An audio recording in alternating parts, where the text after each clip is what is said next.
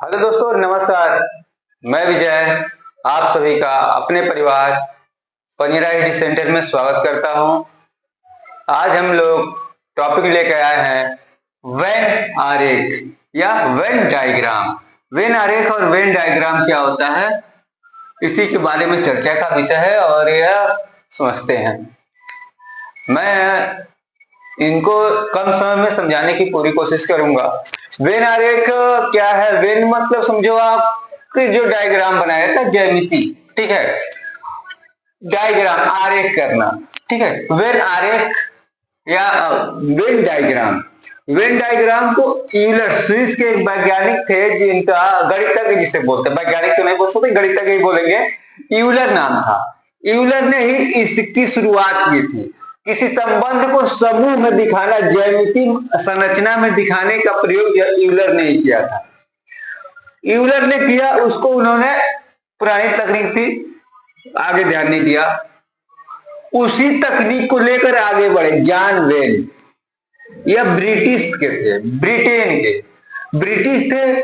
John when ने इस पद्धति को, सिद्धांत को, इस नियम को और एडवांस किया, अधिक तकनीक में लाया, उपयोग में लाया, इसको और जो है सर्च किया, इसको और बारे में बताया।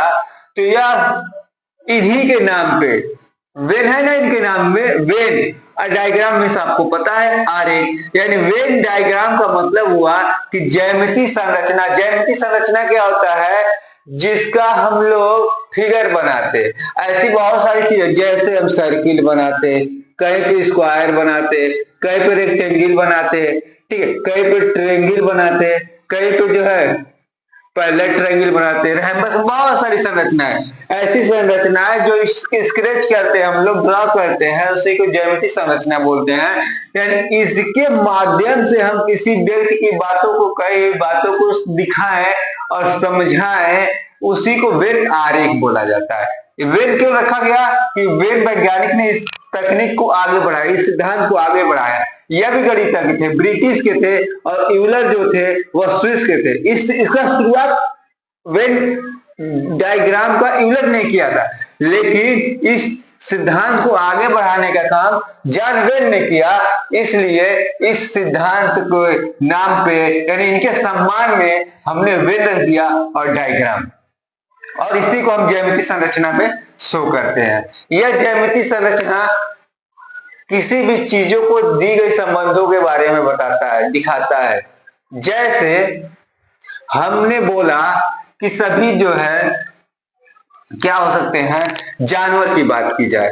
अब जानवर में क्या क्या आ सकते हैं, सबको पता है। जानवर में आ सकते हैं गाय, भैंस भी आ सकती है ना। और गाय भैंस के साथ साथ जो है और बहुत सारे भी आ सकते हैं। कुत्ता भी आ सकता है, कुत्ता आ सकता है, लोमड़ी आ सकती है, शेर आ सकता है, बहुत सारे जानवर आ सकते हैं जानवर की कैटेगरी।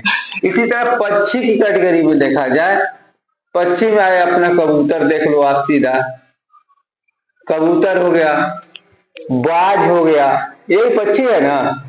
इसके बाद हम देख सकते हैं कोयल हो गया, तोता हो गया, ठीक है, कोयल हो गया, तोता हो गया, बहुत सारी चीजें, बहुत सारी चीजों को हम लोग पढ़ते हैं और देखते हैं इस दुनिया में, और जानने की कोशिश भी करते हैं। जो जानने की कोशिश करता है वो इन्वेंशन करता है, सर्च करता है। और सबसे महत्वपूर्ण यह है कि आप किसी चीज को जानने की कोशिश कर रहे हैं तो उससे ज्यादा महत्वपूर्ण है कितने लगन से आप उस पर सर्च कर रहे हैं, कितने लगन से आप उसके बारे में जानने की कोशिश कर रहे हैं। जानने के लिए सोचना और उसको खोजना, मन से खोजना, दोनों में अंतर है। किसी भी वस्तु को जानना आसान है, लेकिन उसके बारे में अध्ययन करना और मन से अध्ययन करना, क्या स्टेप फॉलो करना, यह कठिन है। पढ़ते सभी हैं, कोई नहीं फेल होता है, सब पढ़ के पास होना चाहता है। ऐसा कोई विद्यार्थी नहीं मिलेगा, ऐसा कोई व्यक्ति नहीं मिलेगा जो पैसा कमाना नहीं चाहता है, ऐसा कोई विद्यार्थी नहीं है जो पढ़ना नहीं चाहता है। लेकिन पढ़ना सब चाहते, लेकिन पढ़ने का स्टेप फॉलो नहीं कर पाते।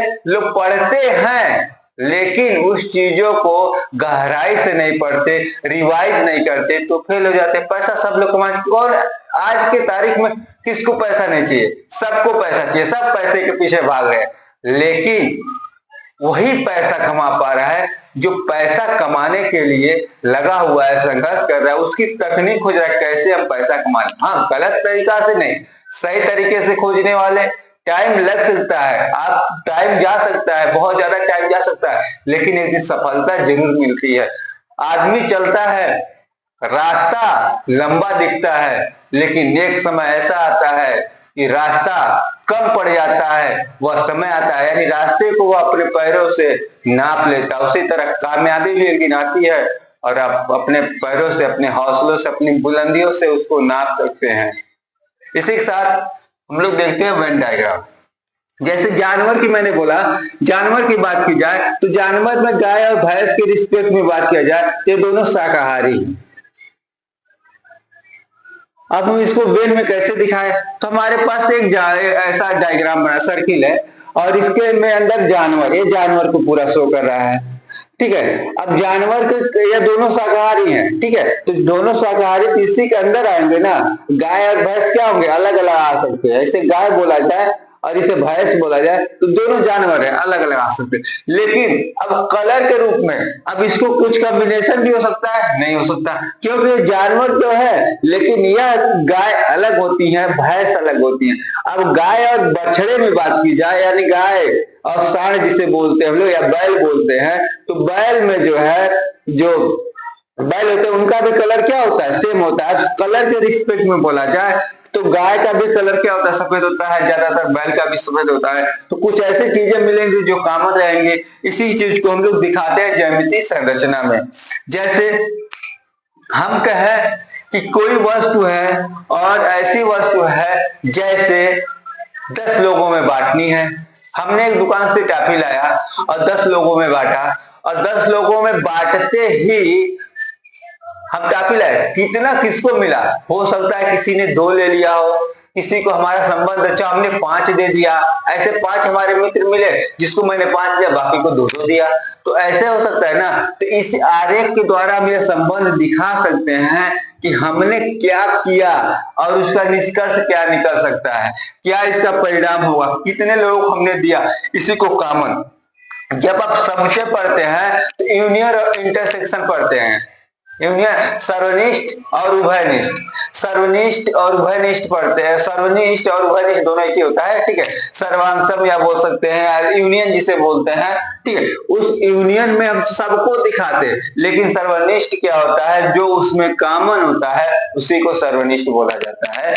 इसी तरह हम लोग डायग्राम में शो करते हैं और दिखाते हैं। आइए देखते हैं, जैसे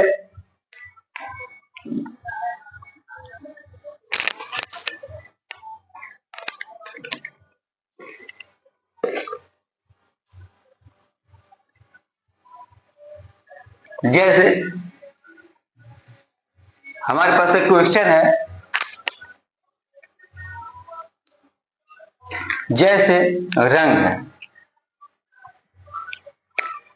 रंग है, रंग में क्या आता है? हरा, काला,